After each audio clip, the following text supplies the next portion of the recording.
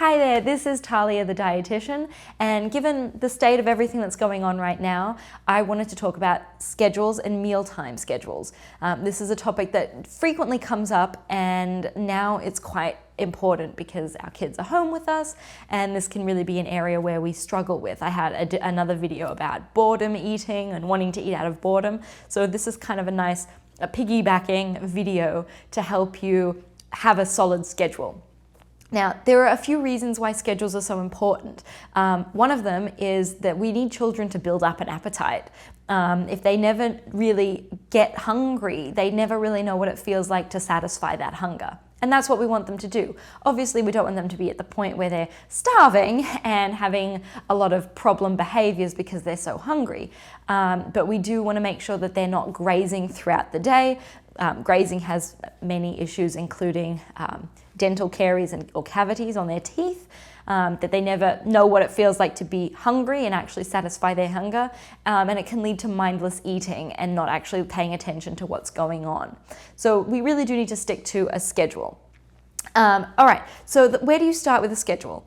The first thing to think about is your day, and obviously some children are up earlier than others, and some children maybe sleep in a little bit. So the hours of your schedule, in terms of we eat breakfast at 7 a.m., that doesn't matter so much because that's going to look different in every family. If you get up at 5 a.m., your breakfast is going to be earlier than somebody who gets up at, say, 7 a.m., whose breakfast may start at 7:30.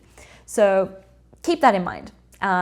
But what's really important to think about is the time between meals and snacks. And that also has a little bit of flexibility in it. Generally speaking, I like to see at least 2 hours between a meal and or a snack before the next meal or snack, again, to build up the appetite. And so, yeah, about 2 hours between, and probably no more than 3.5 hours between a meal or a snack. You might run into problem behaviors when children get very hungry. For some children, that can happen very quickly, that they're busy, enthralled in something, and all of a sudden they feel hungry and they can get hangry. So we want to avoid that. So you don't want to stretch them too long. Also, if they go too long, they miss out on a meal opportunity, they're missing out on the ability to get the nutrients that they need during the day. So somewhere between 2 and 3.5 hours is a kind of ideal spacing between meals and snacks. So for example, let's say you have breakfast that starts at 7:30 and finishes at 8 a.m. or around that time. You're probably going to want a morning snack around 10 and then have lunch around 12. And that would be a small morning snack. If you have breakfast a little bit later and you're finishing breakfast at 9 a.m., I wouldn't have a morning snack. I would have them eat their lunch at noon. That's 3 hours between breakfast and lunch, and that's totally acceptable. There's nothing wrong with that at all. And then in the afternoon, if they have a rest or a nap, they're probably not going to need afternoon snack or afternoon tea until 3:30, and then dinner might look like it's at 5:30. So you've got those chunks of time between meals and snacks where it's not constant grazing, but it's also not going for too many hours between. And it's really, really that simple. And just looking at your schedule of when you're awake, let's say you are the early family that wakes up at 5 a.m. and has breakfast at 5:30, you're definitely going to need a morning snack in there at some point. And you'll probably have an earlier lunch because if you have a child that rests or sleeps in the afternoon, they're probably going to be doing that a bit earlier. So the exact time of 7 a.m. doesn't matter so much as the hours between the meals and the snacks. And making sure that's relatively consistent every day. Children need that kind of routine. They know what to expect.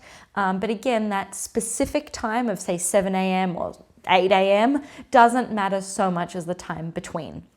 So it's really that simple. And then stick to the schedule. So if your child says that they're hungry at, I don't know, if they finish breakfast at 9 a.m. and they say at 10 o'clock that they want a snack, you just very simply say, I understand, especially if they're used to getting snacks all throughout the day. They have to unlearn that and get into the new habit. So validate what they've said. Yes, we used to do that, but we're trying something new, and the next time we're eating is at lunchtime. Let's go and do a different activity.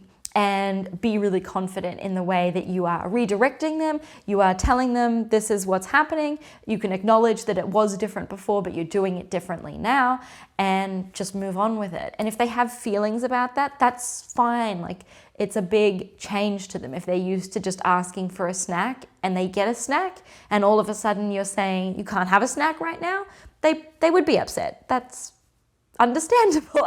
You'd be upset, and I'd probably be upset too if someone just said no to something that you're used to having. So acknowledge that, but then help them move forward by being very sure of what you're doing and confident, and moving along to the activity and letting them have their feelings about it. And then one thing I wanted to talk about was flexibility. So if you have a child that, let's say they didn't eat very much for breakfast, and they're telling you that they want a snack at 10 a.m., the best thing to do actually is, when they're telling you they're not that hungry at breakfast, remind them the next time to eat is at lunchtime, and there isn't a snack, or there is a snack but it's in 2 hours, or whatever it is in your schedule, and let them know, just, are you sure that you don't want to eat? Okay, so they said they don't want to eat. Next time to eat is, say, lunchtime. You may need to move lunch up a little bit, but I'm not saying that you're moving it up from noon to 10 a.m. You might need to move it half an hour earlier. Being a little bit flexible based on what's going on in your life on that day is fine, but not making it into, oh, you skipped breakfast, so now I'm going to give you a snack, and then you can really crumble, the schedule crumbles, and they know that you'll give in, which is not what we want. So we really need this consistency. So if you have more questions about this, because I know this can be a hairy topic for parents, drop them below in the comment section, because I'd be happy to do another video based on a specific question, because I know schedules look a little bit different for everybody, but having a solid schedule is really essential when feeding your children. So I hope you found that helpful. If you did and you learned something, please subscribe and turn your notifications on so you never miss a future video. I'll have a new one coming every week. I hope that video leaves you confident and inspired to try some new techniques with your kids.